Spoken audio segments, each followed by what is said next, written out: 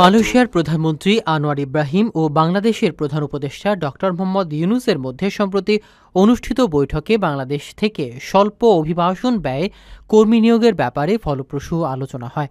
দুই নেতা কর্মীদের স্বার্থকে সর্বোচ্চ গুরুত্ব দিয়ে নিরাপদ, স্বচ্ছ ও লাভজনক অভিবাসন প্রক্রিয়া বাস্তবায়নে একমত হন।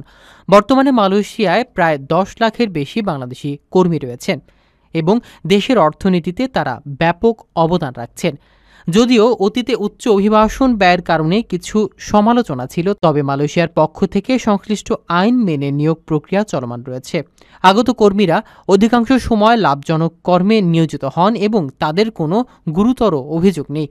বৈঠকে দুই দেশ অভিবাসন প্রক্রিয়া, মিথ্যা মামলা, নেতিবাচক প্রচার ও অশুভ রাজনৈতিক প্রভাব থেকে মুক্ত থাকার গুরুত্বের উপর গুরুত্ব আরোপ করেছে। 8,000-এর বেশি ভিসা প্রাপ্ত কর্মীর মালয়েশিয়া গমন প্রক্রিয়া ইতোমধ্যে শুরু হয়েছে। নতুন এই উদ্যোগ বাংলাদেশের জন্য সুযোগ সন্ধানী শ্রমবাজারে নতুন দিগন্ত উন্মোচন করেছে। এই সহযোগিতা বাংলাদেশের অর্থনীতির উন্নয়নে নতুন মাত্রা যোগ করবে এবং হাজার হাজার কর্মীর জীবনে ইতিবাচক পরিবর্তন আনবে বলে আশা করা হচ্ছে।